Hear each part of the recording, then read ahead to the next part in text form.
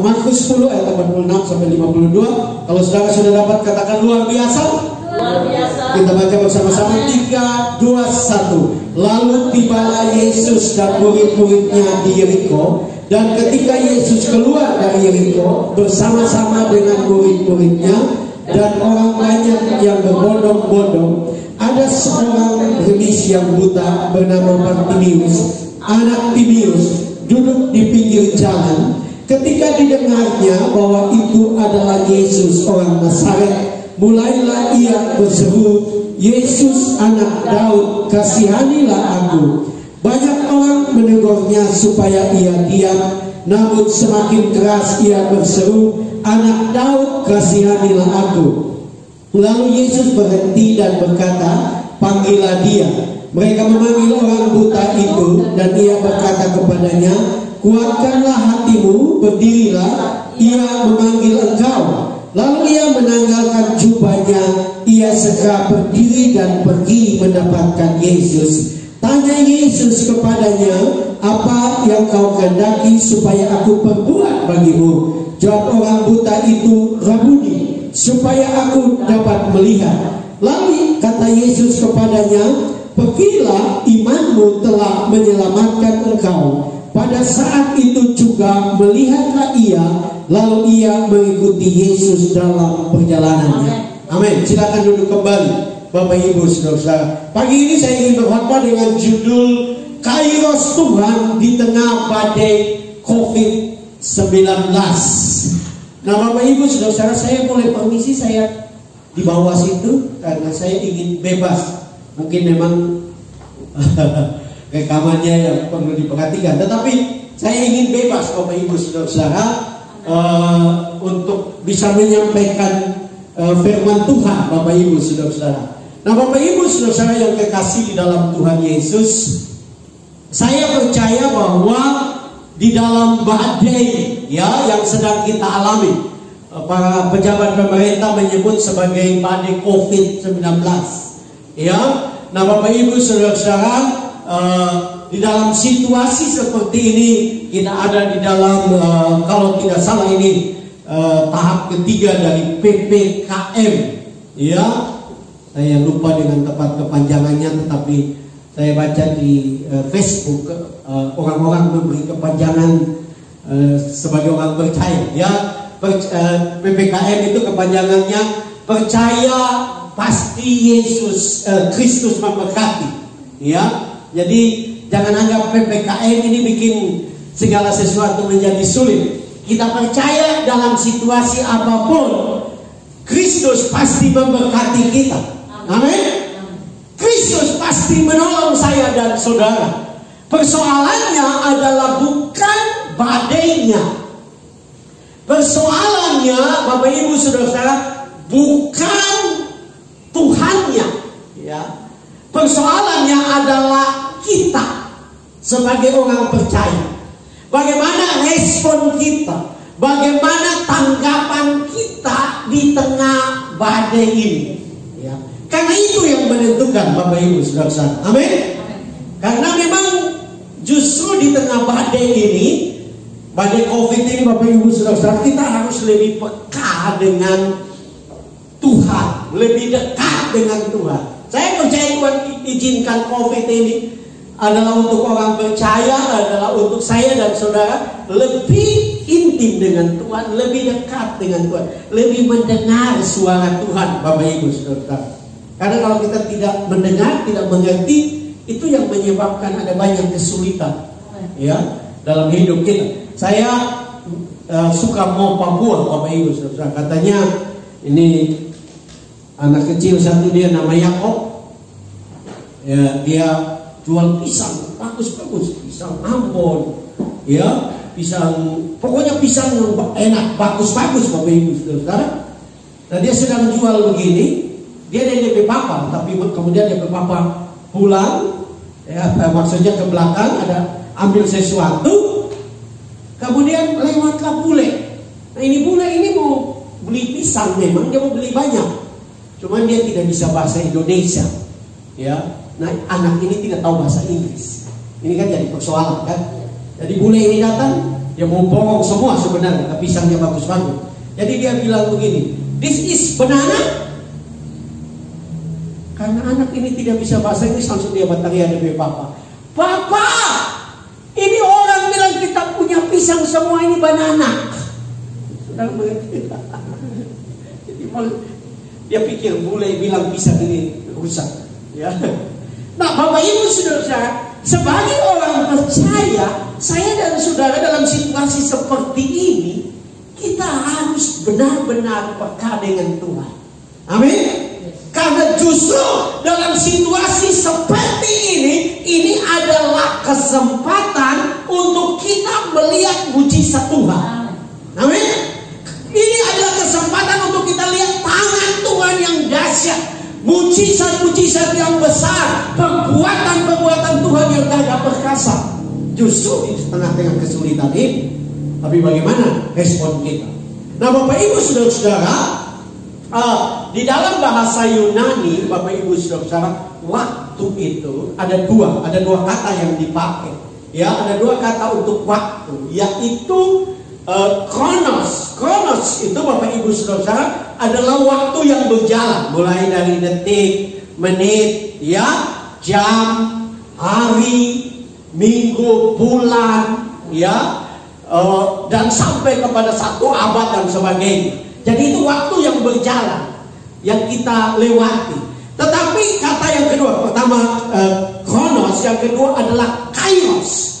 Kairos itu adalah waktu yang merupakan kesempatan, ya, waktu yang merupakan peluang. Nah, Bapak Ibu Saudara-saudara yang kekasih dalam Tuhan Yesus, tadi saya sudah katakan bahwa judul khotbah saya adalah Kairos Tuhan di tengah badai COVID-19, COVID-19. Apa yang menjadi Kairos Tuhan? Kesempatan untuk saya dan saudara melihat perbuatan Tuhan. Ini yang penting dalam kehidupan kita sebagai orang percaya.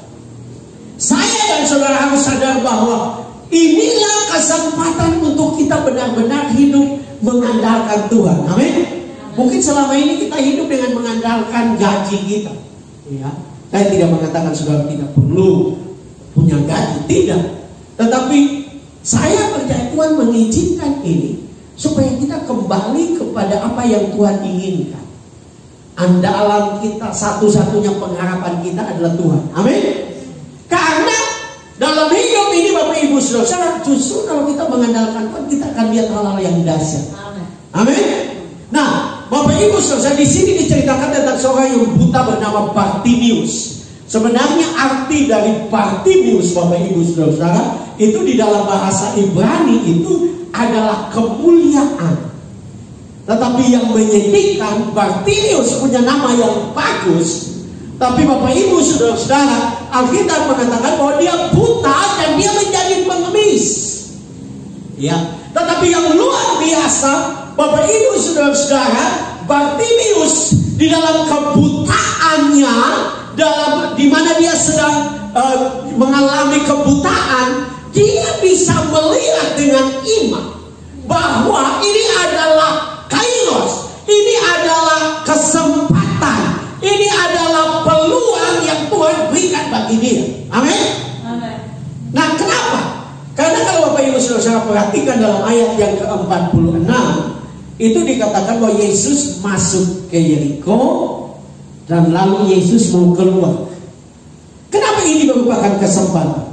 Karena para penafsir mengatakan bahwa Bapak Ibu Saudara, Yesus setelah keluar dari Yeriko dalam kisah ini, Yesus langsung pergi, dalam pengertian pergi ke kayu salib dan mati di sana.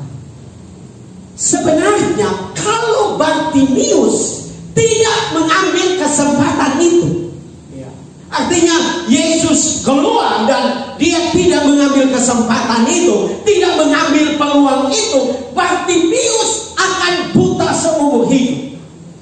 Dia melihat keluarnya Yesus dari Yeriko adalah kesempatan terakhir, peluang terakhir, dan dia harus betul-betul menggunakan kesempatan itu. Itu sebabnya Alkitab mengatakan dia berteriak kepada Yesus. Dia berseru kepada Yesus. Nah, saya tidak tahu nama Bapak Ibu Saudara dan arti nama Bapak Ibu Saudara. Seringkali kita punya nama mungkin sebagus Bartimius. Ya, saya tadi malam coba search di Google, ya, nama-nama, dan Bapak Ibu Saudara, saya punya anak pertama namanya Anastasia, yang artinya kebangkitan. Ya, nama anak saya yang kedua adalah Angeline, ya, malaikat. Ya, nah, saya coba search karena seringkali orang bikin cerita mau kan nama Mince, ya, pasti Yakob dan Mince. Saya coba search, ternyata Mince itu artinya main. Mungkin karena di arti begitu, jadi orang suka bikin mau pakai nama Mince, ya. Jadi kemudian saya coba cari nama saya sendiri. Nama saya, Bapak Ibu Saudara, Franz itu, ya, di dalam apa yang saya cari, kamus yang saya lihat, Bapak Ibu Saudara, Franz berarti sumber air. Ini kayak orang timur bilang sumber air sedekah. Nah, tapi Franz dalam arti bahasa Latin itu, Franz itu mempunyai arti kebebasan.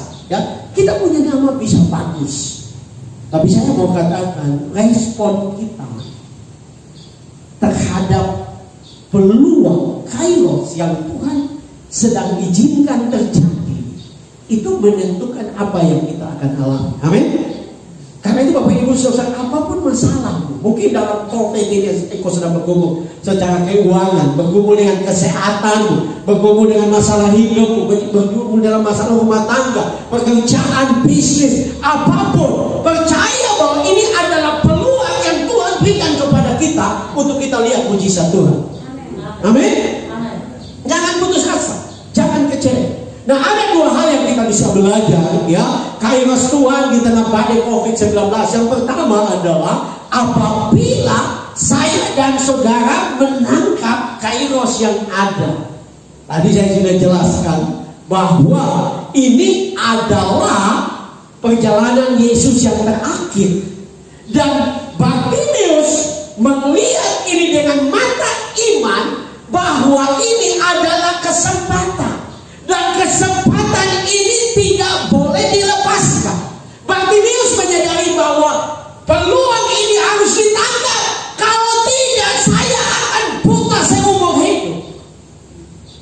Dan Alkitab mengatakan bahwa dia menangkap itu. Itu sebabnya Alkitab mengatakan bahwa dia berseru kepada Yesus.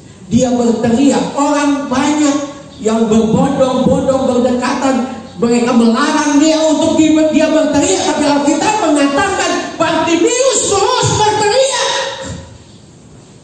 Ya, dia terus berteriak kepada Tuhan karena dia mau menangkap kairos Tuhan.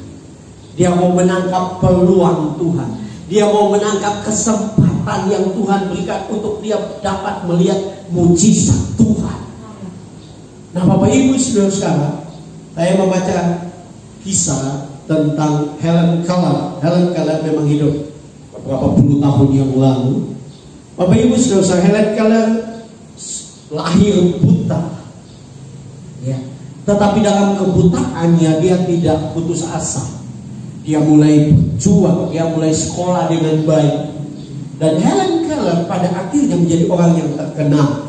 Dia seorang penulis, dia seorang politikus, dia seorang pejuang hak asasi manusia. Dia terkenal, dia mendapatkan beberapa penghargaan, Bapak Ibu Saudara. Padahal dia buta, ya.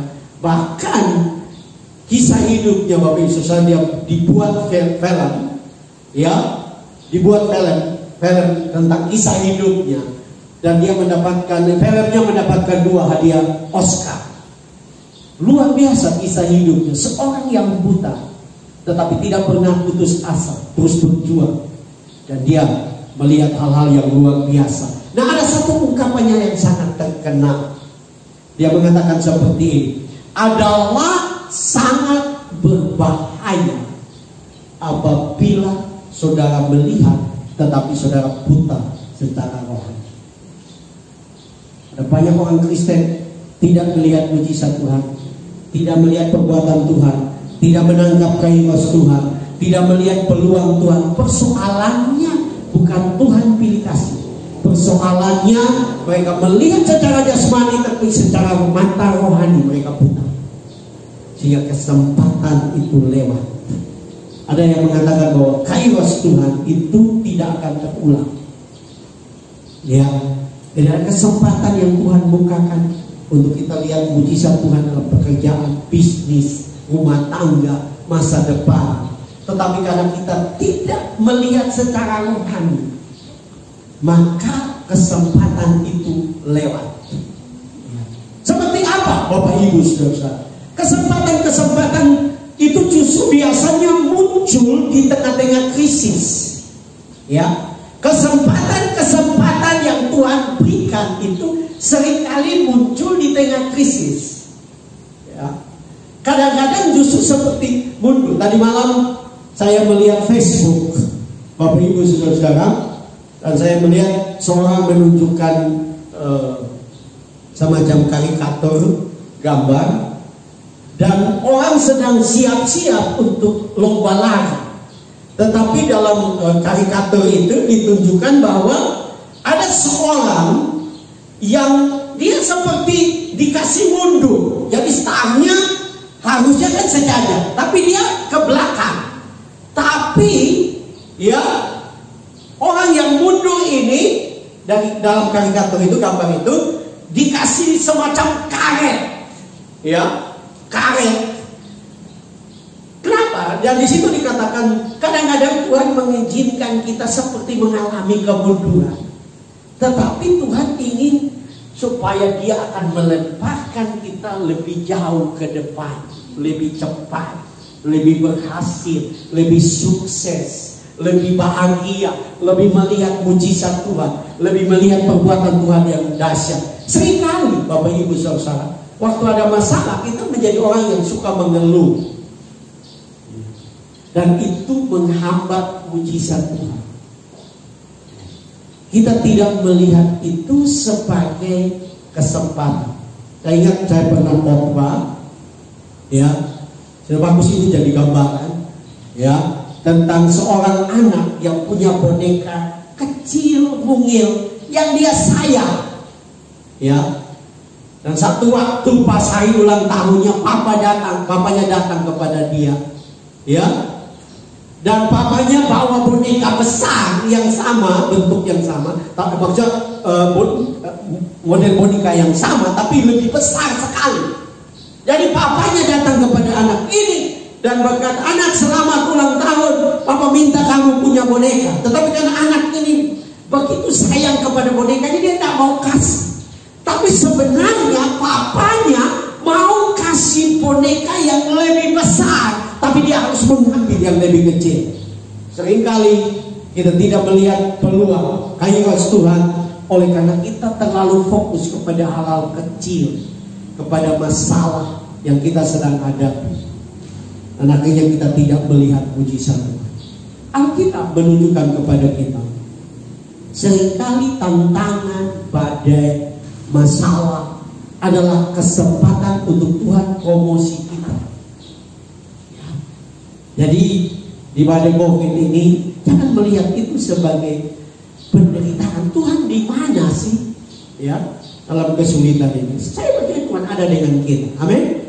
Ada ungkapan yang baik bilang begini, seringkali di tengah badai Tuhan tidak meneduhkan badai, tapi Dia meneduhkan hati kita supaya kita tenang dan kita akan lihat mujizat Tuhan. Nah, karena itu Bapak Ibu Saudara-saudara, belajar untuk kita percaya. Contoh yang paling baik dari Alkitab adalah Daud sudah diurapi menjadi raja. Artinya sudah pasti dia akan jadi raja. Tapi untuk proses pergi menjadi raja, dia harus bunuh Goliat. Daud tidak melihat Goliat sebagai tantangan yang tidak bisa dikalahkan. Daud percaya bahwa Goliat adalah peluang supaya pertama nama Tuhan dipermuliakan. Yang kedua adalah sudah pasti dia akan dipromosikan. Itu sebabnya Alkitab mengatakan waktu mereka pulang masuk ke Yerusalem, para gadis menyanyi bahwa Daud mengalahkan berlaksa-laksa, Saul mengalahkan beribu-ribu. Kenapa? Karena Daud tidak melihat Goliat sebagai tantangan akhir dari kehidupannya. Daud melihat Goliat sebagai kesempatan untuk promosi.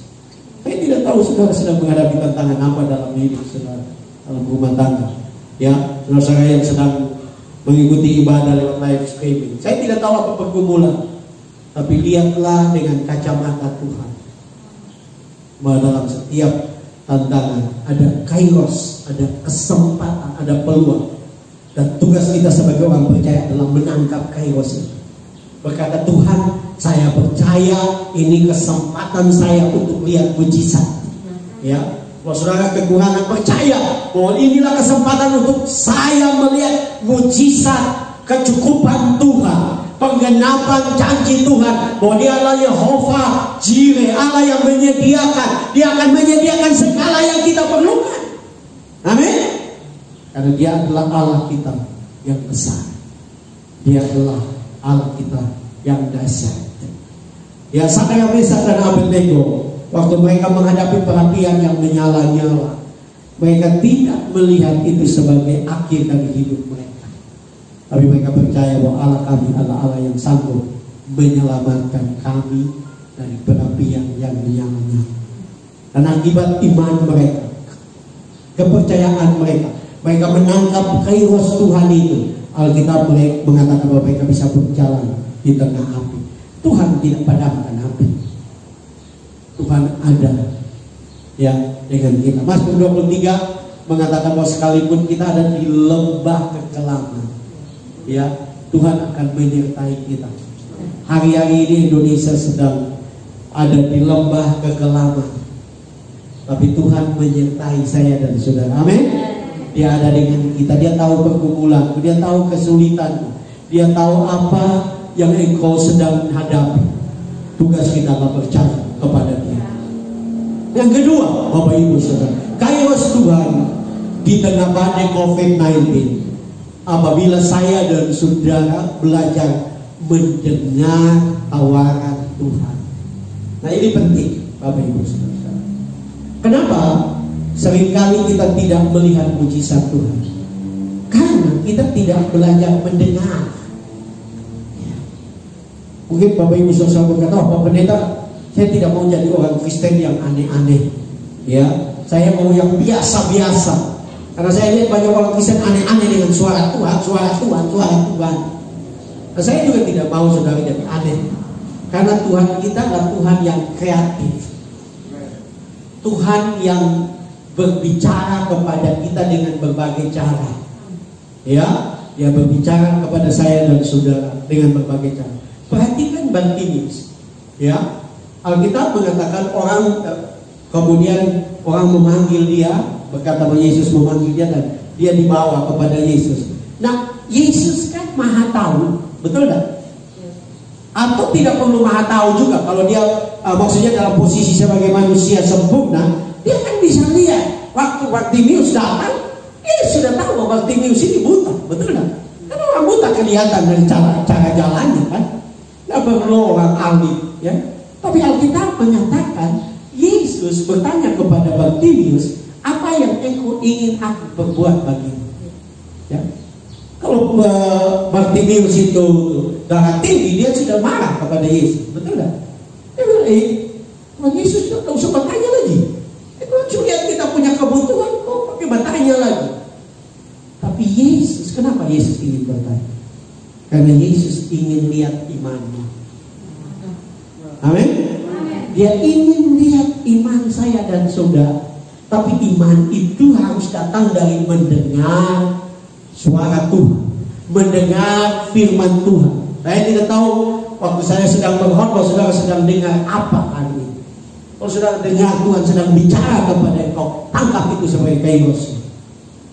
Ambil itu, dengarkan dan katakan, Tuhan, saya mau alami mujizat Tuhan. Di tengah-tengah kesulitan hidup saya percaya ini adalah kesempatan Tuhan bicara apa yang Tuhan mau saya lakukan. Karena justru Di tengah-tengah badai, Tuhan ingin berbicara untuk kita melihat hal-hal yang luar biasa, hal-hal yang lebih dahsyat, hal-hal yang besar. Jadi jangan menjadi orang yang putus asa, ya. Karena Tuhan bisa berbicara kepada kita dengan berbagai cara. Harus tetap menjadi orang yang positif di tengah-tengah dunia yang negatif. Sekalipun orang-orang sekarang lebih suka negatif, ya, karena kalau saudara di PCR, ya, kan yang bagusnya kan negatif, kan? Kalau positif kan bahaya, ya kan? Mesti langsung saudara karantina, ya, masuk rumah sakit. Ya kita semua, waduh sekarang ini mesti yang negatif, ya. Tetapi kembali bahwa Tuhan mau supaya kita positif dalam menanggapi kehidupan ini, amin. Dalam merespon kehidupan ini, positif waktu mendengarkan sesuatu. Ya, positif apapun yang terjadi. Bartimeus waktu dia berteriak kepada Yesus, ada banyak orang yang menegur dia, tapi dia tidak peduli. Dia tidak mendengarkan suara orang-orang di sekitarnya. Bahkan saya percaya dia tidak mendengarkan suara dirinya. Ya, karena dia buta sejak lahir. Dan untuk orang buta sejak lahir bisa melihat itu betul-betul perlu mujizat. Tapi dia tidak peduli. Karena dia percaya bahwa ini kairos, ini kesempatan untuk dia lihat mujizat Tuhan. Ini kesempatan untuk dia lihat perbuatan Tuhan yang dahsyat. Ya. Dan dia belajar untuk mendengar, ya, mendengar Tuhan berbicara. Bapak Ibu saudara-saudara, apakah Tuhan sekarang masih berbicara? Saya percaya masih. Berbicara lewat apa? Lewat firman Tuhan, lewat khotbah, lewat apa yang kita dengar, ya, lewat ibadah, ya. Dia berbicara, Pemasmur mengatakan dia berbicara lewat alam semesta. Kalau di zaman modern ini, apakah Tuhan bisa berbicara lewat media-media yang kita pakai, media sosial? Saya percaya bisa. Ya, ada seorang pendeta bilang, kalau Tuhan Yesus hidup zaman sekarang, Tuhan Yesus juga punya Facebook. Ya. Karena Tuhan Yesus adalah orang yang bergaul dengan siapa saja, ya, dia bergaul, dia tidak menjadi pemimpin agama yang aneh, ya, yang fanatik aneh, ya, sehingga anti dengan semua yang lain. Saya percaya, karena ada banyak orang, saya pernah dengar banyak kesaksian, ada orang yang sedang ketakutan, dan waktu dia membuka WhatsApp-nya, Tuhan berbicara dengan ada pesan yang Tuhan kirimkan, ya, Tuhan kirimkan lewat WhatsApp, lewat WA, dan dia dicamah Tuhan, dan dia menyerahkan hidup yang sungguh-sungguh kepada Tuhan. Tuhan masih bicara. Bukankah ada banyak status di Facebook yang memberkati kita, ya, gunakan. Bahkan bagi saya sekarang ini waktunya anak-anak Tuhan statusnya di Facebook itu harus memberkati. Biarkan itu menjadi suara Tuhan buat orang.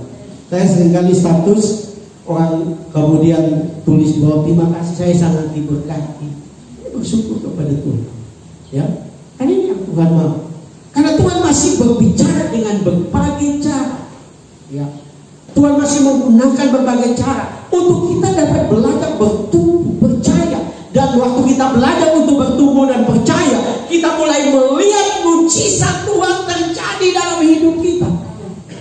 Ya, Tuhan bisa berbicara lewat apa saja. Ya, seringkali kita suami istri contohnya, ya, kayak yang mabok, pagi-pagi begini pulang, goyang-goyang di tengah jalan, ketemu dengan om satu, om tanya, ya kok mau di mana?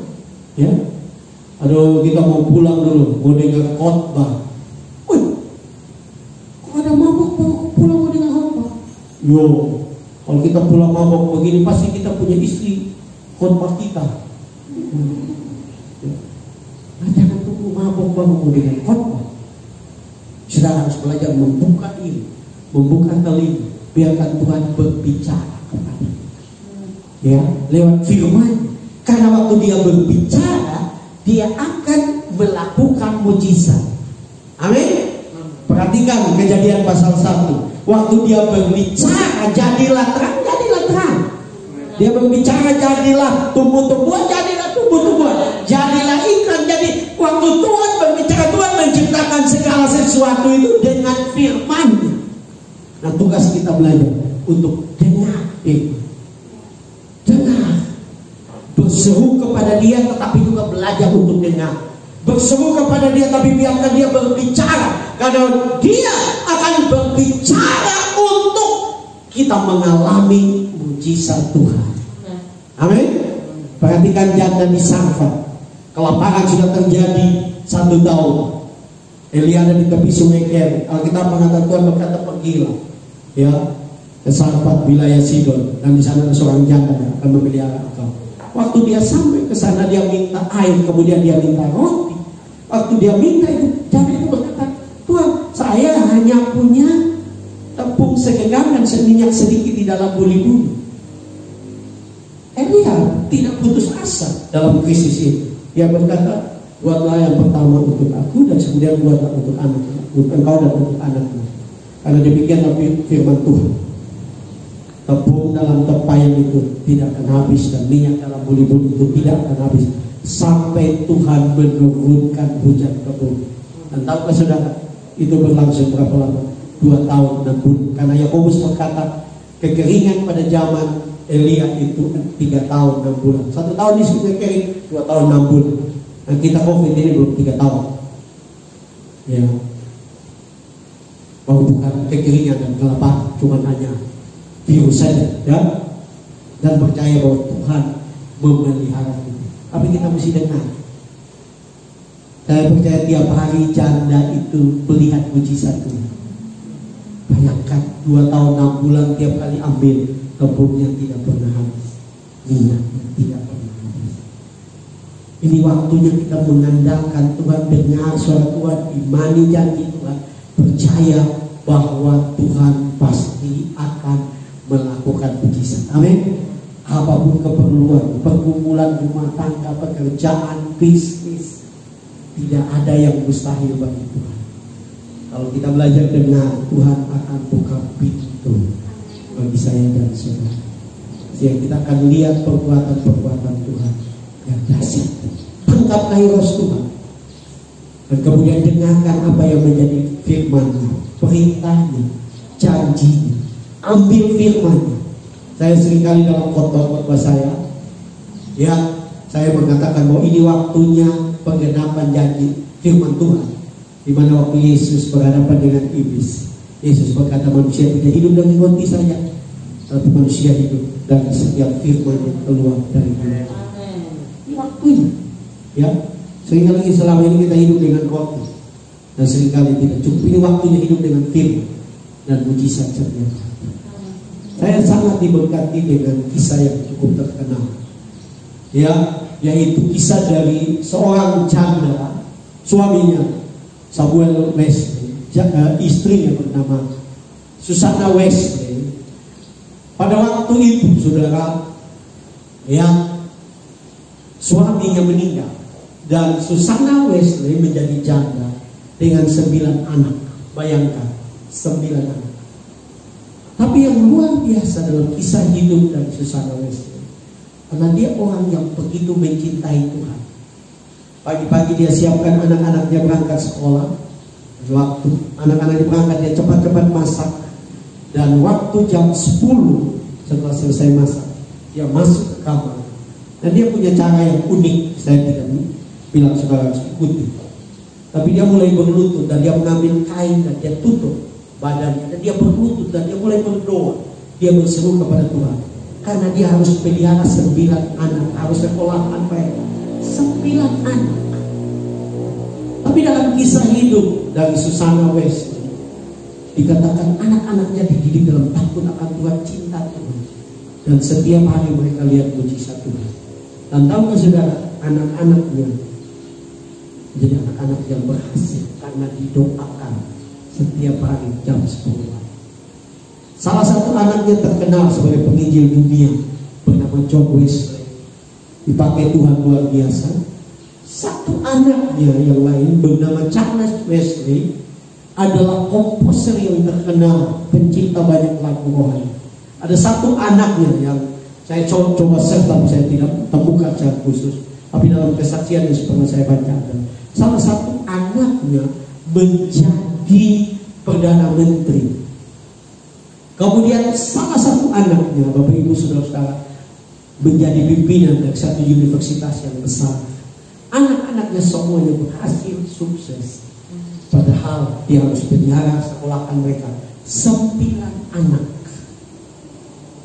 Kalau kita dalam keadaan menghadapi badai, kita bergantung kepada Tuhan, kita akan lihat mujizat Tuhan. Kita akan lihat pertolongan Tuhan. Amin. Karena Dia Allah yang luar biasa. Dia Allah yang dahsyat. Dia mampu menolong.